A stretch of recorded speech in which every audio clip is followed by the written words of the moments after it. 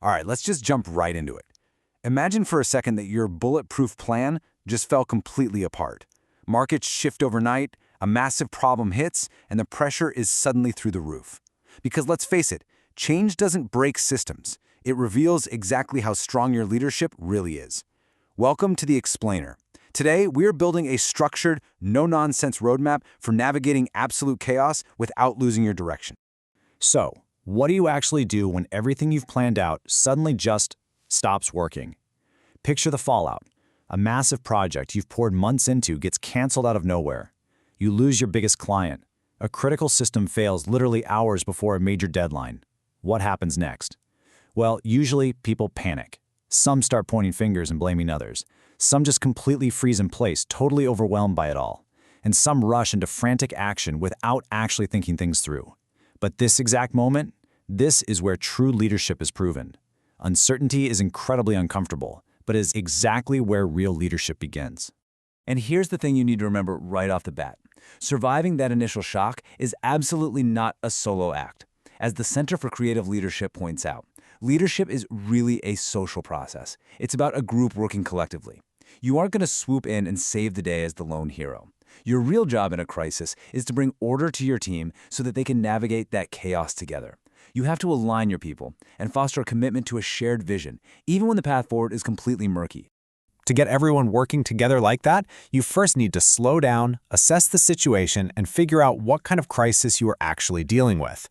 Ronald Heifetz over at Harvard gives us this incredibly vital framework for doing exactly that.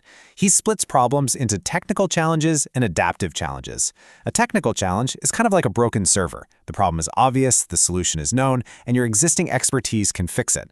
But an adaptive challenge? Wow, that's a whole different beast. That's when the problem is ambiguous, there is no agreed-upon solution, and your team literally has to learn entirely new ways of operating. Strategy shifts or major cultural reinventions, those are adaptive.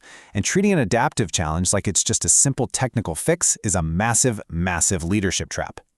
Now you might be wondering, why do people fight so hard against the wind during a crisis? Well, it's because human beings naturally resist adaptive change. But here is the kicker. They aren't fighting the change itself. They're fighting the fear of loss. Change threatens their status, their competence, their workplace identity, and even their work relationships. It forces people out of predictability and demands completely new habits.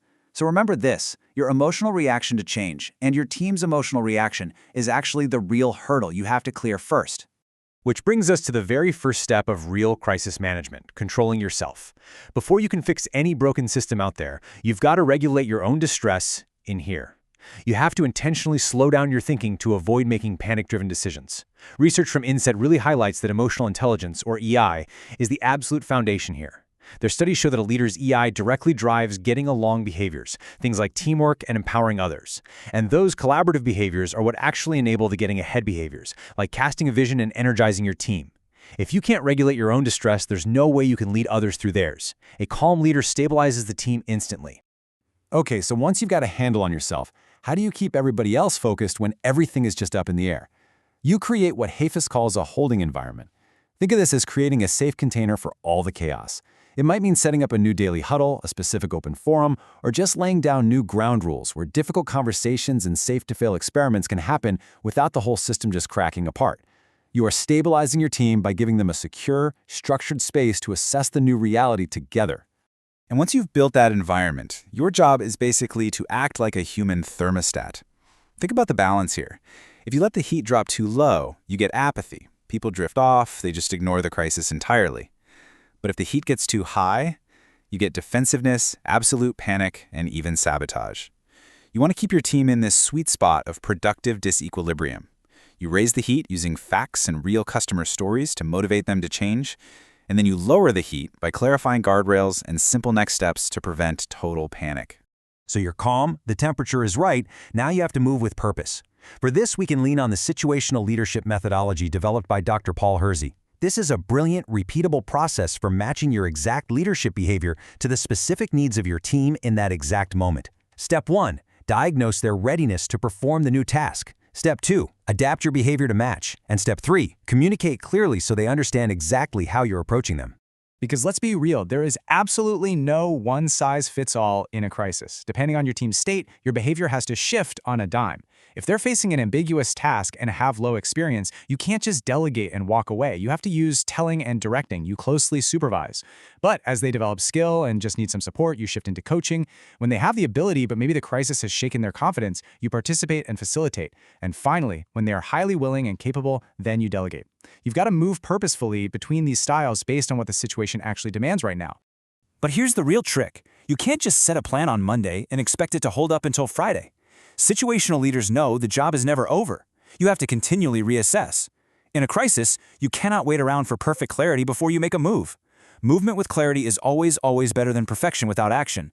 You have to adjust your style as new facts come in and as your team's readiness shifts from day to day, or honestly, even hour to hour. And taking action also means knowing exactly when to step back. One of my favorite concepts in the adaptive leadership framework is getting off the fast-paced dance floor and stepping up to the balcony. When you're on the dance floor, you're deep in the weeds, reacting to every single urgent distraction. But up on the balcony, things slow down. You can observe the patterns. Where is the team avoiding work? What are the real issues here? From that vantage point, you can push problem-solving out to the edges of your team by running safe-to-fail experiments. And crucially, you have to protect dissenting voices from below, because a lot of times, the people raising those really uncomfortable truths are the ones holding the key to surviving the disruption. Leading from that balcony completely changes how you communicate. And in a crisis, communication, literally, is leadership. The research from Quantech perfectly illustrates the shift we need here. Traditional leadership relies on hubris, using power and rank to control, speaking instead of listening, and instilling fear. But navigating genuine uncertainty requires servant leadership. It requires you to share power to drive engagement. It means leading with humility, integrity, and fostering really deep trust.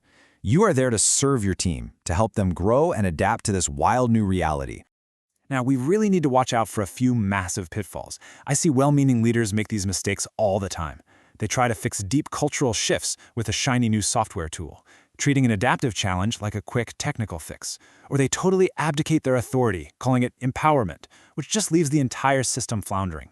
Sometimes they let the team endlessly debate data or scapegoat other departments just to avoid doing the hard work of actually changing. Remember, in a crisis, your team mirrors your behavior. If you ignore your own emotional triggers, your team is going to spiral right along with you. All right, I want to challenge you right now with a quick practical exercise to build up that learning agility. Sometime today, just walk through this mentally. Think of a recent stressful workplace event. Was it a technical problem or was it adaptive? Did you react emotionally or did you pause?